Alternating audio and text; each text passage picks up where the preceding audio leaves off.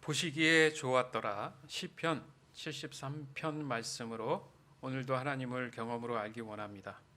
우리의 일상에서 자주 쓰기도 하고 많이 쓰는 단어 중에 더더욱 좀 많이 쓰는 것이 바로 굿이라는 단어죠. 그런데 아십니까 여러분? 이 굿의 어원이 하나님이신 갓입니다. 갓, G-O-D, 갓.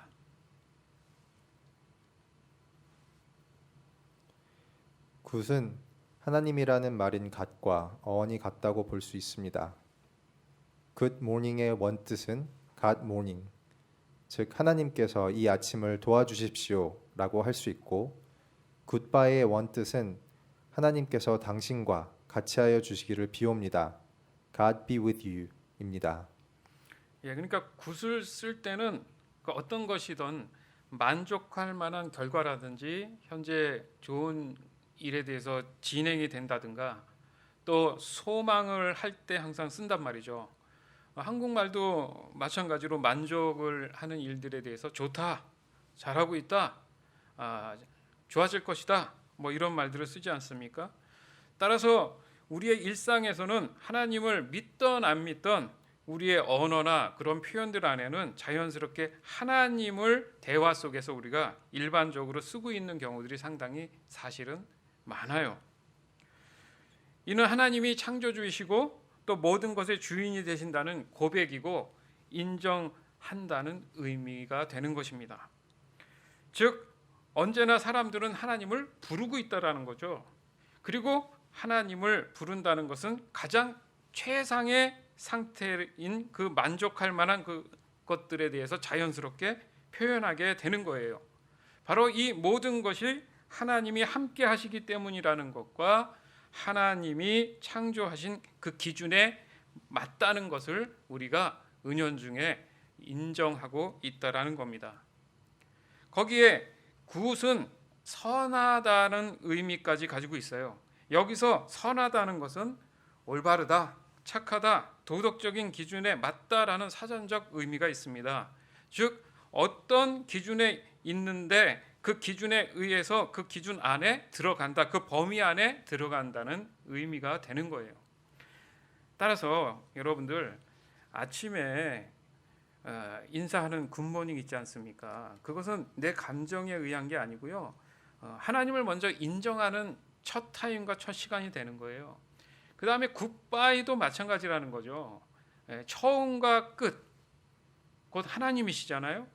그래서 그 깊은 뜻을 알고 우리가 첫 인사와 헤어질 때 그 인사를 좀 할 필요가 있어요. 그것은 하나님을 우리가 인정한다는 겸손함을 우리가 표현하는 것입니다. 마음이 곱고 어질다, 선하다, 하나님의 속성 중에 하나. 특히 죄인을 위해 구원을 계획하시고 끝까지 이루시는 하나님의 성품을 나타낸다. 빌립보서 1장 6절. 따라서 하나님의 자녀된 성도에게는 이러한 성품이 요구된다.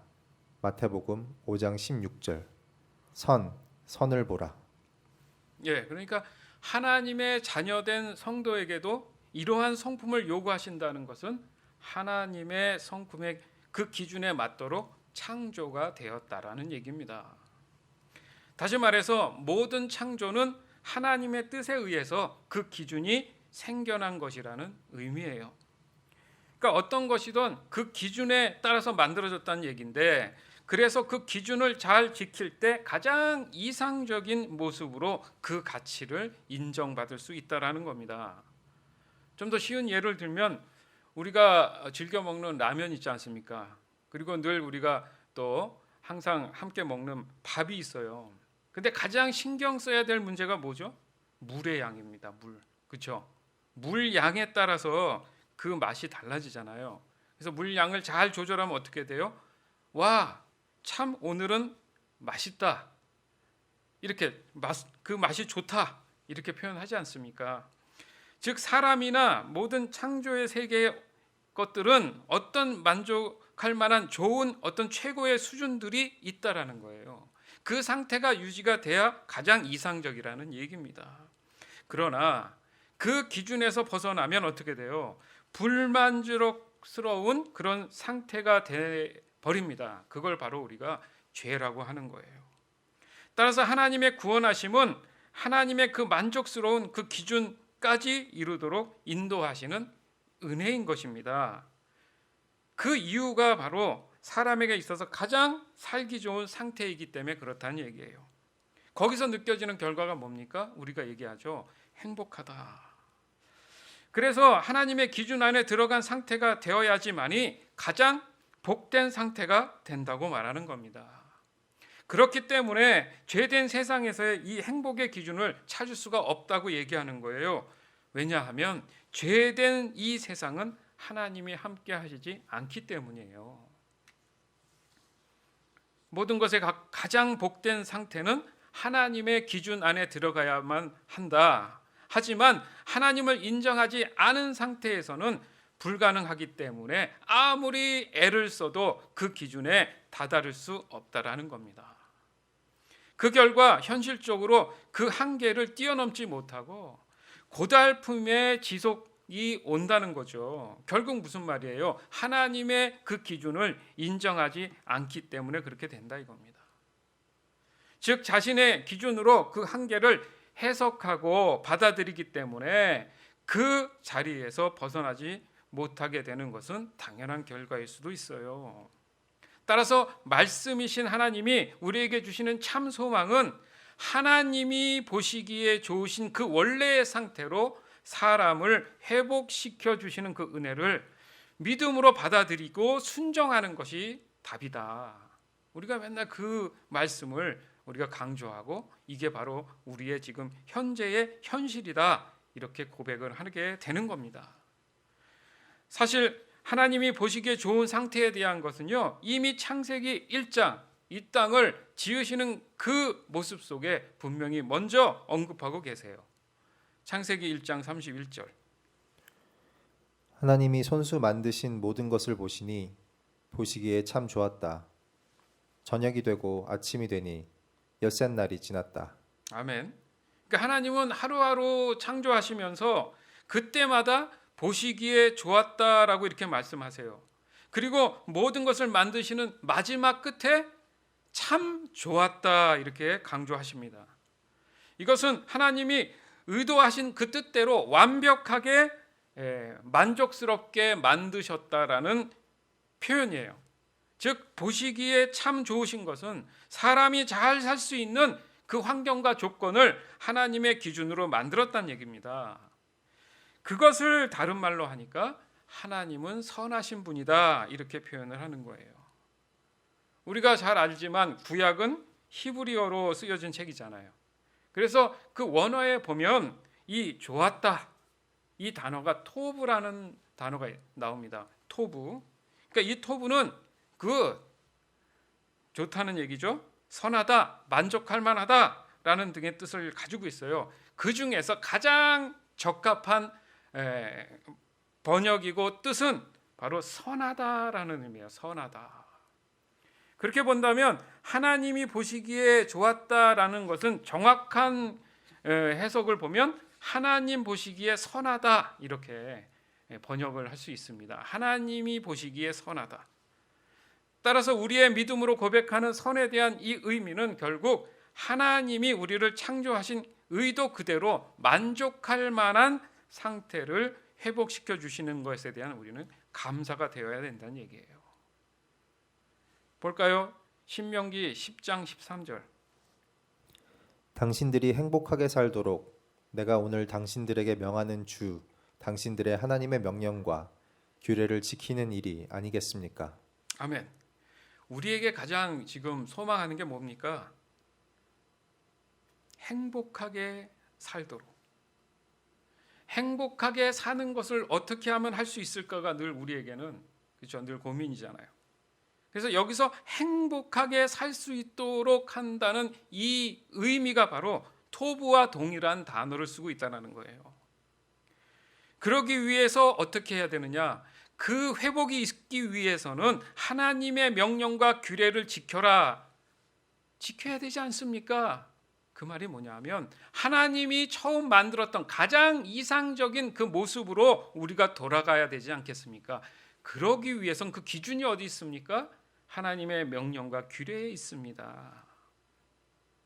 따라서 창세기의 1장에 나오는 보시기에 좋았더라, 그다음 신명기에 나오는 10장 13절에 이 행복에 대한 거, 그리고 오늘 본문인 시편 73편 마지막 절인 28절에 나오는 복, 이게 바로 같은 단어 톱으로 사용되고 있다라는 거예요. 더 나아가서 오늘 본문을 통해서 알 수 있는 것이 바로 사람의 입장에서 하나님의 선하심을 소망하면서 그 믿음을 고백함으로 인해서 사람이 살아가는데 가장 이상적인 모습이 무엇인지를 표현하고 있습니다. 중요하죠. 우리에게 굉장히 실질적이고 현실적인 고백일 수 있어요. 시편 73편 1절에서 2절. 하나님은 마음이 정직한 사람과 마음이 정결한 사람에게 선을 베푸시는 분이건만 나는 그 확신을 잃고 넘어질 뻔했구나.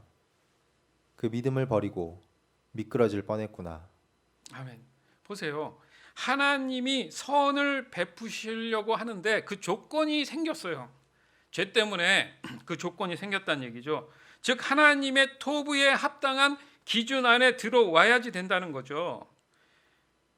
결국 그 사람이 그 기준 안에 창조되었기 때문에 그 기준에 합당한 조건을 가질 때 가장 복된 삶을 누리며 살아갈 수 있다는 겁니다.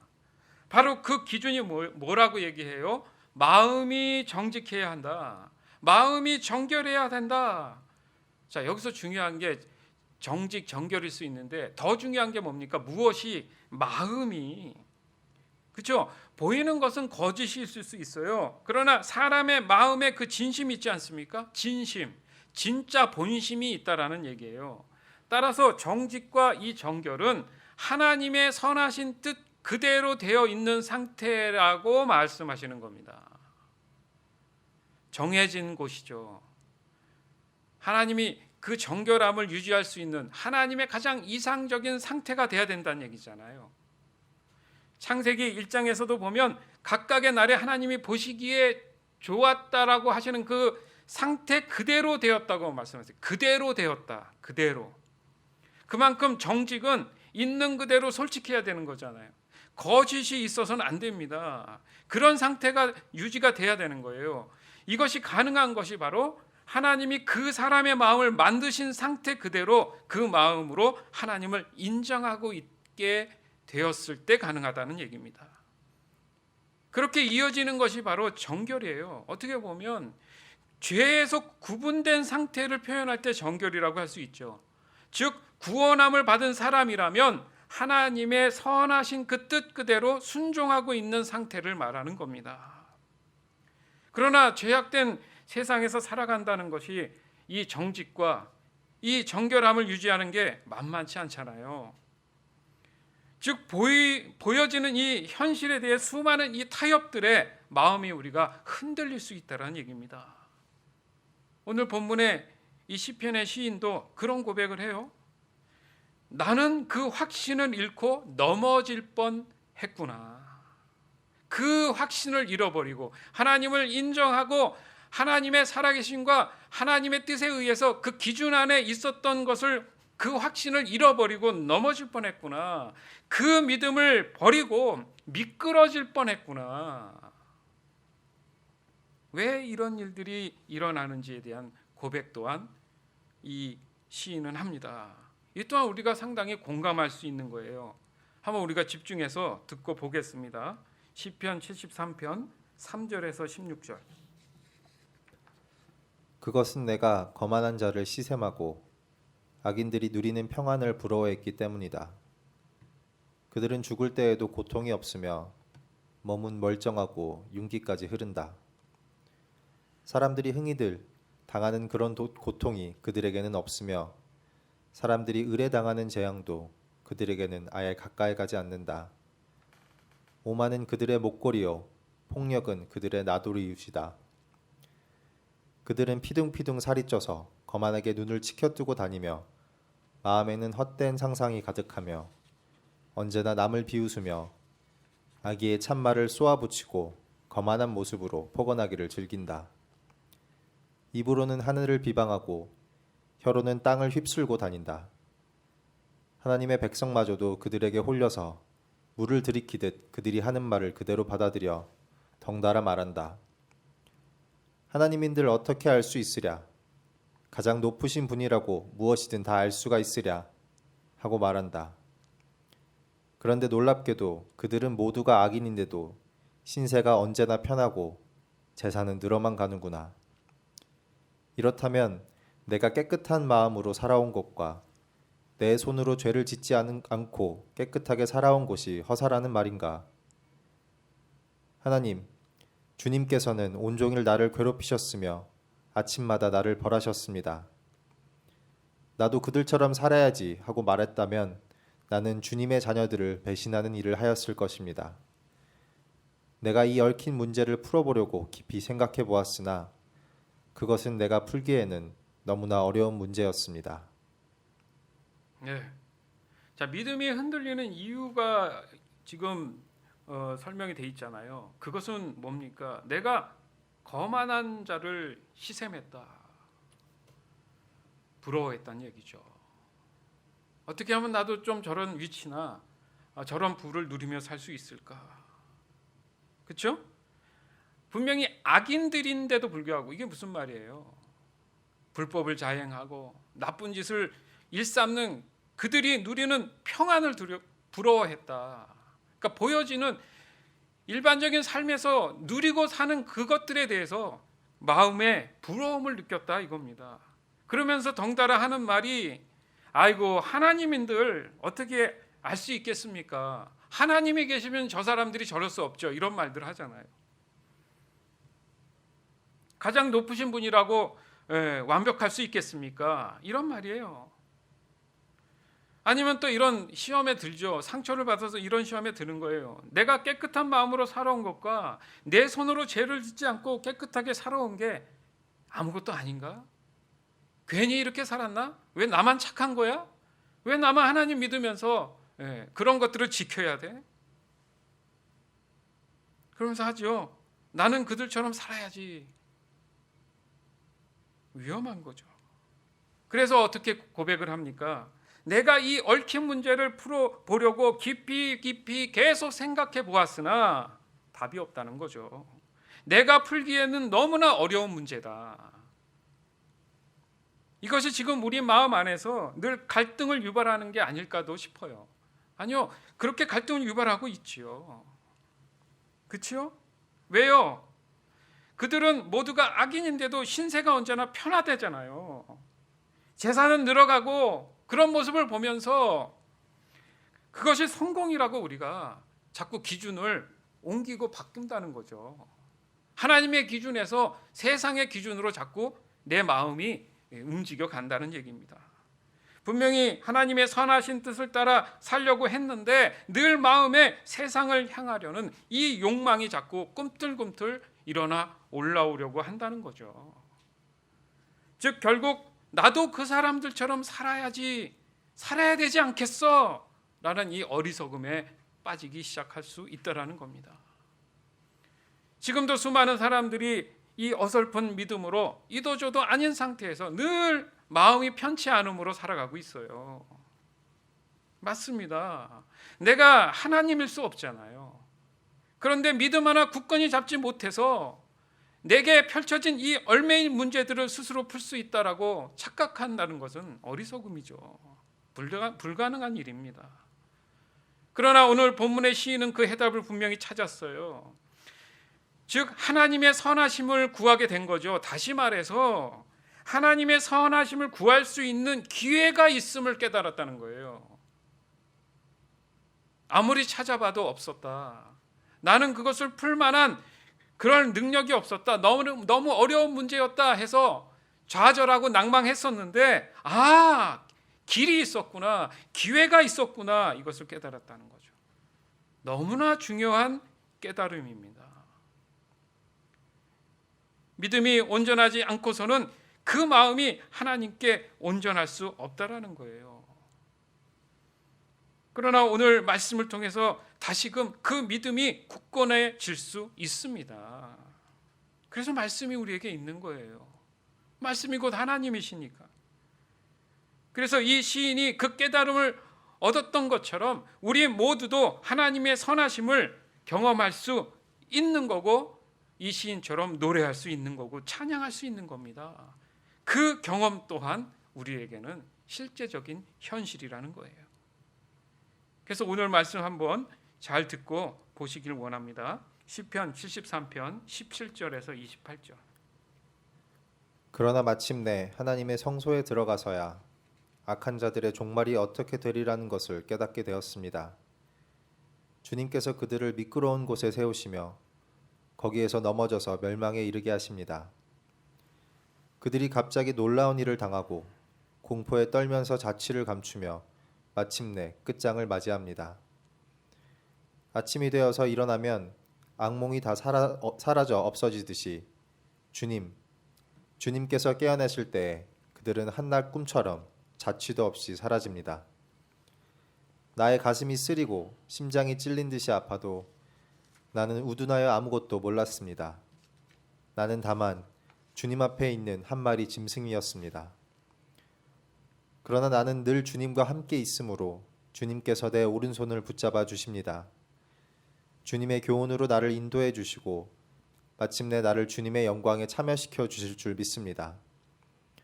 내가 주님과 함께하니 하늘로 가더라도 내게 주님밖에 누가 더 있겠습니까? 땅에서라도 내가 무엇을 더 바라겠습니까?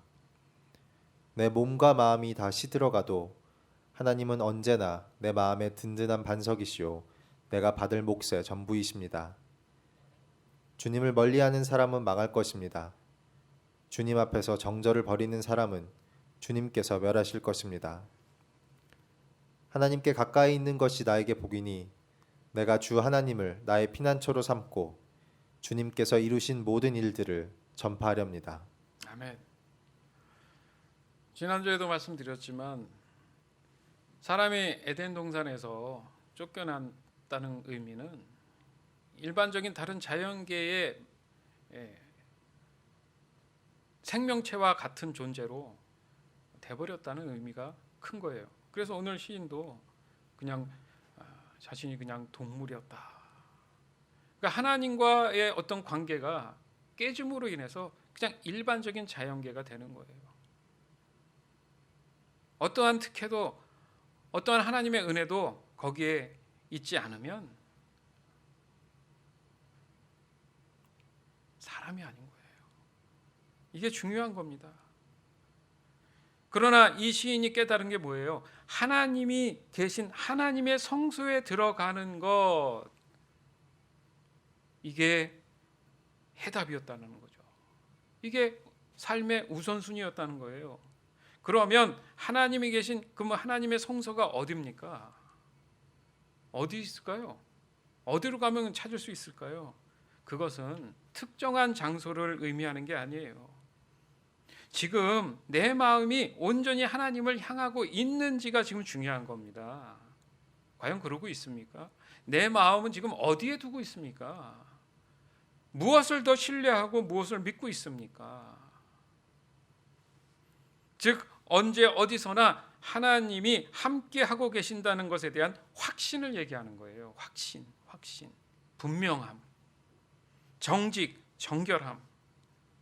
그것이 하나님 보시기에 좋은 상태를 유지하는 것이라고 지금 말씀하시는 겁니다. 그것이 사람이 살아가는데 가장 이상적이고 행복한 삶을 말한다는 거예요. 여러분, 세상의 기준에는 정답이 없음을 우리 인정해야 돼요. 정답이 있어요 지금? 우리가 지금 사는데 어디 확실한 정답을 가지고 사는 겁니까? 예상하고 예측하지만 수많은 경우 얼마나 많은 잘못된 결과들이 옵니까? 의외의 결과들이 옵니까? 생각지도 못하고 상상치도 못한 일들이 얼마나 도사리고 있습니까? 불확실하니까, 명확하지 않으니까 그것을 우리가 행복을 추구하며 살 수 있다라고 얘기할 수 있어요? 아니죠. 지금 현재의 이 불안한 상태만 내게 더 가중되지 않도록 해달라고 하는 것뿐이지 과연 진정한 우리가 행복을 추구하며 살 수 있다라는 의미는 보기 어렵다는 거죠. 여러분 생각해 보세요. 정말 눈 깜짝할 사이에 10년이에요. 우리 교회를 보면 그래요. 벌써 20살입니다. 이번 주 생일 하면서 생각해 봤어요. 아유, 우리 아들이 벌써 20이네. 그래서 자그마한 걸 좀 준비하려고 좀 이렇게 그런 좀 꾸미는 것을 살 수 있는 그런 매장에 가서 봤는데 그 20에 관련된 그 숫자에 대한 게 많이 없더라고요. 근데 21에 대한 숫자에 관한 게 굉장히 많아요. 그러니까 21살에 대한 게 굉장히 많더라고요. 그래서 왜 그런가 했더니 이제 규호가 설명을 하는데 미국은 21살에 이제 확실한 성인으로서의 어떤 것을 인정하고 존중하기 때문에, 그러니까 그 일반적으로 보면은 성인식 비슷한 그런 의미에서 21살에 그런 그 어떤 의미를 부여해 준다고 하더라고요. 그러니까 교회가 벌써 20이에요. 눈 깜짝할 사이에. 뭐 저는 그러면 멈춰 있었겠습니까? 눈 깜짝할 사이에 반백년이 지나더라고요. 눈 깜짝할 사이에 50입니다. 50년이 그냥 지나가는 거예요. 그렇게 생각해 보면 지금 우리가 깨달아야 될 게 뭘 더 가질 수 있을까? 어떻게 보면 모든 것이 물거품처럼 사라질 수도 있는 문제 아닌가? 그것이 과연 행복을 추구하는 것일까? 가장 소중한 게 무엇일까? 이런 생각이 좀 많이 들었습니다. 따라서 이 죄라는 게 그래요. 하나님을 가리더라고요. 자꾸 세상을 보게 만들어요. 왜요? 시간 낭비하라고. 헛된 시간 낭비 보내서 나이 먹게 하라고. 그렇게 세월이 가게끔 자꾸 만든다라는 거죠. 즉 하나님을 향한 마음을 뺏어버리려고 하는 거예요. 하나님에 대한 생각을 하지 못하도록 자꾸 만들어요. 더더욱이 세상 일에 너무 바쁘게 만들더라는 거죠. 그래서 세상 일에 너무 신경 쓰게 만들어서 그 하나님의 선하심을 인식하지 못하도록 하는 거예요. 그래서 사람들이 표현하잖아요. 삶의 무게라는 말을 하면서 그걸 어깨에 짊어지고 산다. 얼마나 힘들고 피곤한 일입니까? 근육이 뭉치고요. 머리도 아프고요. 소화도 안 되고요. 그런 삶이 행복을 추구하는 삶이에요. 그런 것이 이 세상 가운데에 자꾸 하나님의 어떤 그 좋으신 상태, 그 선하신 상태를 유지하지 못하도록 만든다는 거죠. 그래서 모든 세상 일에 자꾸 집착하게 하고 목마르게 만든다는 거예요. 그래서 그 만족을 채우지 못하도록 한다는 거죠. 그러니까 더더욱 늪처럼 세상 일에 자꾸 더 빠져들게 하더라는 겁니다. 그러나 오늘 본문의 시인이 고백했던 것처럼 늘 하나님이 함께하고 있을 때 언제나 하나님이 안전하게 나의 오른손을 붙잡아 주신다. 왜 오른손입니까? 이게 상징적인 거죠. 늘 어떤 일을 함에 있어서 길잡이가 돼 주신다는 거예요. 왜요? 하나님의 손을 놓지 않으면 길을 잘하는 사람, 또 어린아이에게 가장 중요한 게 뭐예요? 부모님 손을 잡는 겁니다. 부모님 손만 꼭 잘 잡고 있으면 그죠? 좋은 길, 안전한 길로 인도해 주시잖아요. 그런 의미인 거예요. 어떻게 했을 때? 늘 하나님이 함께하고 있을 때, 언제나. 여러분은 누구의 손을 지금 잡고 있습니까? 어떤 것의 손을 지금 잡고 있습니까? 하나님의 손을 내밀 때에 여러분 과감하게 지금 잡고 있는 것을 내려놓고 하나님 손을 붙잡고 있습니까? 아니 붙잡으려고 합니까? 아니면 하나님을 외면하고 있습니까? 또한 언제나 하나님과 함께 한다면 세상을 떠나서 하늘로 가더라도 나에게는 하나님밖에 누가 있겠습니까? 맞죠? 다 놓고 가는 거예요. 그러나 영원히 하나님이 내 손을 붙잡아주고 계신다는 거예요.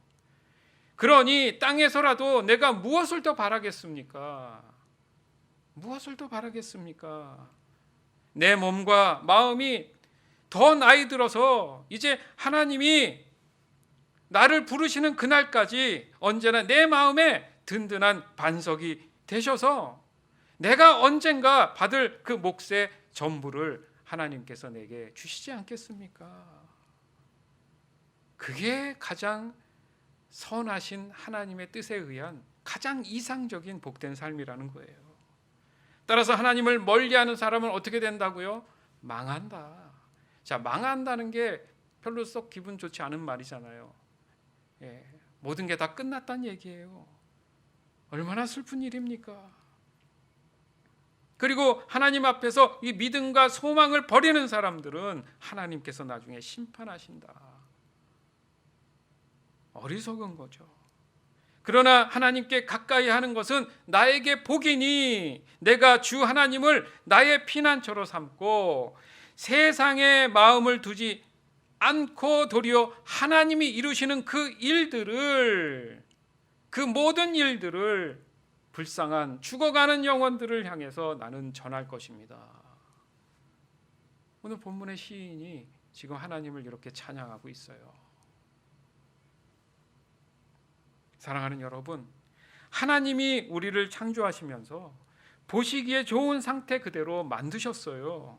이것이 하나님의 선하신 뜻입니다. 따라서 죄로 인해서 그 나빠진 그 상태를 다시 하나님이 선하신 뜻에 따라서 회복시켜주는 일에 마음이 정직해야 되고 또 마음이 정결함이 돼야 된다는 것에 우리는 더욱 힘을 써야 돼요. 관심을 가져야 돼요. 하나님께 손을 뻗어야 되는 겁니다. 바로 그 힘씀이 언제나 하나님이 저와 여러분의 마음에 가득 채워져 계신다는 거예요. 믿으시기 바라요. 그러니까 자꾸 다른 것에 마음 뺏기면은 허해가지고 계속 배고픈 거예요. 자꾸 다른 것을 채우는데 채워지지 않는 겁니다. 허망한 거죠. 그러나 하나님이 내 안에 계시면 모든 것에 창조자이시기 때문에 모든 걸 다 갖고 계신 분이기 때문에 늘 마음이 풍성한 거예요. 그게 뭐라고요? 하나님이 우리를 지으실 때 보시기에 좋았다. 가장 선한 모습이다. 이렇게 말씀하고 계십니다. 따라서 보이는 것에 현혹돼서 마음까지 뺏기는 어리석음에 빠지지 않도록 늘 말씀이신 하나님에게서 떠나지 말아야 된다는 얘기입니다. 너무 세상 일에 집착해 가면 안 돼요. 지금 우리의 현실을 보세요. 지금 몇 달째 이렇게 온라인으로 예배하고 있지 않습니까? 제가 듣는 얘기들이 있어요. 목사님들 이렇게 가끔 대화할 수 있는 기회가 되면 그 위기감이란 이루 말할 수 없습니다. 자기들이 그렇게 마음 먹으려고 한 게 아니라 상황이 그래요. 늘어져요. 자꾸 불안함과 그런 것들 때문에 마음의 평안이 더 사라져요. 그래서 안 되겠다 싶으니까 교회들이 이제 오프라인으로 서로 모여서 예배하려는 그런 마음들을 가지게 되는 거예요. 급한 마음에 서로를 위해서. 그런데 그게 또 쉽습니까? 또 모였는데 또 문제가 생겨서 다시 또 폐쇄되고 얼마나 가슴 아픈 일입니까? 그러니까 신앙은 그래요. 아무리 누가 열심으로 진리를 침이 튀도록 얘기를 한다 해도 나이만 성인이 아니라 영적으로도 좀 성인이 돼서 그 말씀들을 깊이 묵상하면서 마음에 새겨서 그 말씀에 진짜 순종하려는 그런 모습, 정직과 정결함으로 나가는 그런 모습들이 스스로가 하나님과의 관계에서 이루어져야 되는 거예요. 그렇지 않으면 지금 현재로는 참 어렵습니다. 만나서도 그게 안 되는데 지금 만나지도 못하는 이 상황 속에서 그게 쉬웠겠어요? 자기만의 생각들과 시간들이 지금 굉장히 많이 흘러가고 있는데 얼마나 수많은 생각들을 하겠습니까? 수많은 상상들을 하겠어요. 이 와중에 남의 말이 들리겠습니까? 어렵다는 거죠. 그럴수록 더욱 살아있는 하나님의 이 말씀, 우리가 하나님의 창조된 그 모습으로 돌아가자는 의미, 보시기에 좋았다, 토부, 하나님의 선하신 기준, 이것을 자꾸 찾는 이유가 우리가 흐트러지지 않도록 하기 위한 거예요. 오늘 시인도 그 당시에, 그 먼 옛날에 그 당시에도 하나님을 신뢰하지 못하고 넘어질 뻔했다, 미끄러질 뻔했다, 이렇게 표현하잖아요. 지금은 더하죠. 우리 현실 속에 우리가 믿음을 잃고 하나님을 신뢰하지 못하고 넘어질 확률이요? 그때보다 지금이 심하면 심했지 덜하지 않습니다.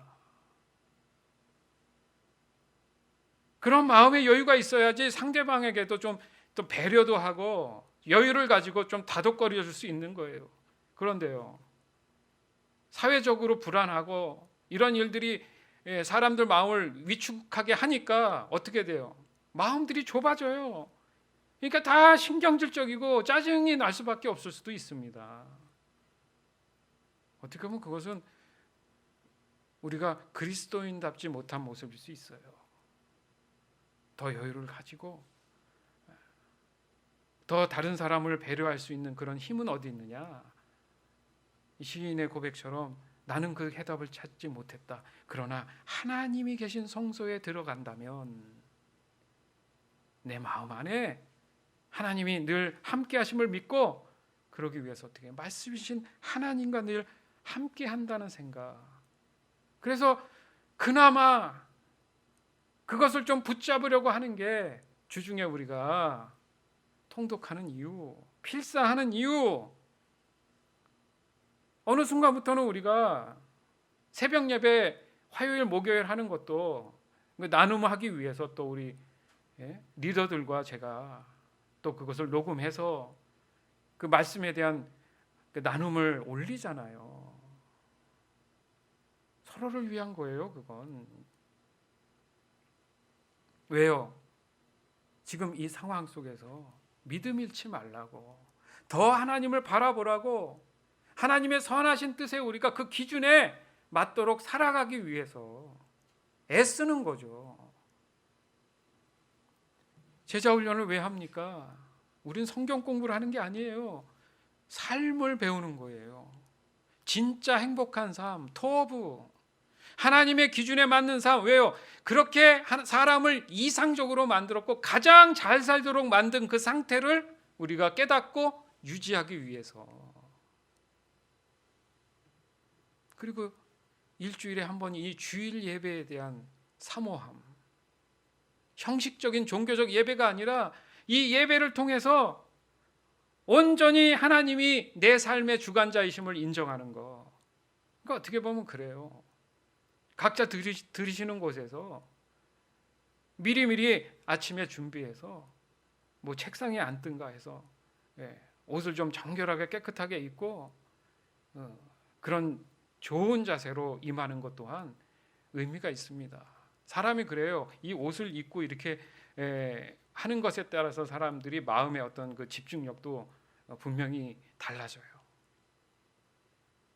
보이지 않지만 하나님이 보신다는 생각, 함께 하신다는 생각을 하면 그 사랑과 소중함이 있다면, 그죠? 주일 예배 또한 각자가 하나님과의 관계에서 어떻게 하겠습니까? 하나님을 인식하고 신뢰하기 때문에 내 스스로가 몸을 추스리겠죠. 이런 주일 예배에 대한 이 사모함, 이 준비들, 이런 모든 것들이 정직과 정결인 거예요. 이게 바로 수많은 미혹들을 우리가 예방할 수도 있고 이겨낼 수도 있는 것입니다. 뭔가 더 거창한 자신들의 방법이 아니라 바로 하나님을 향한 정말 몸부림 가운데 하나님께 최선을 다한 그 경외함과 경배함으로 드리려는 이 믿음의 공동체를 통해서 함께 하려는, 함께 하나님께 그 고백하는 것들에 대해서 여러분, 그 참 소망에 대해서 우리는 더욱더 신실해야 될 줄 믿습니다. 그러니까 늘 이 우선순위가 뭐가 돼야 된다고요? 창조주 하나님이 돼야 된다는 얘기예요. 그 선하신 뜻을 우리가 늘 구해야 됩니다. 그러면 여러분 그 사람에게 하나님이 분명히 엄지를 들고 말씀하실 거예요. 굿 이렇게요. 굿. 굿은 하나님이라는 뜻의 갓이잖아요. 아까도 말씀드렸잖아요. 그래서 우리가 굿모닝 하는 겁니다. 자, 의미를 이제 알고 이제 하게 되겠죠. 그냥 지나가는 말이 아니라 굿모닝, 그 갓모닝인 거예요. 어떠한 일이 있어도 아침을 여는데 당신에게 하나님이 정말 아침을 도우실 줄 믿습니다. 하나님을 고백하는 거예요. 그리고 굿바이도 마찬가지입니다. 그래, 이제 하나님이 너와 함께 같이 하실 거야. 그렇게 되길 나는 소망해. 왜? 이제 헤어지니까. 헤어지는 동안 너 하나님이 함께 하실 거야. 아주 좋은 말들입니다. 따라서 이제 좀 아침, 점심, 저녁으로 여러분들 인사할 때 이런 의미를 알고 하나님의 선하심을 고백하고 인정하는 그런 인사를 하시기 바라요. 아니 적어도 어디 뭐 마켓이나 이런 데 가면, 미국 마켓 이런 데 가면 이렇게 계산을 하고 나면 그 점원이 다 이렇게 영수증하고 줄 때 뭐라 그래요? 이런 인사들을 합니다. 그 사람들이 뭐 뜻을 아는지 모르는지 몰라도 우리도 그렇게 대답을 하고요. 무슨 의미예요? 하나님을 인정한다는 거죠. 어찌됐든 우리의 언어와 우리의 표현 속에는 늘 하나님이 계십니다. 믿으시기 바라요. 근데 내가 내 입술로 고백할 때 뜻을 알고 의미를 알고 한다면 하나님의 놀라운 역사는 개개인의 삶에 일어나는 겁니다. 하나님을 경험하게 되는 거예요. 따라서 이 인사들이 여러분의 신앙의 고백이 되기를 원해요. 아멘. 이것이 바로 창조주 하나님의 선하심을 사람들 앞에서 인정하게 되는 겁니다. 그런 사람은요, 하나님이 그 사람을 또한 인정하게 되는 거예요. 그게 바로 복된 삶으로 인도함을 받는 것이다. 오늘 이 말씀 분명히 명심하시기 바라요. 핵심입니다. 핵심. 시편 73편 여러분 계속 묵상할 필요가 있어요.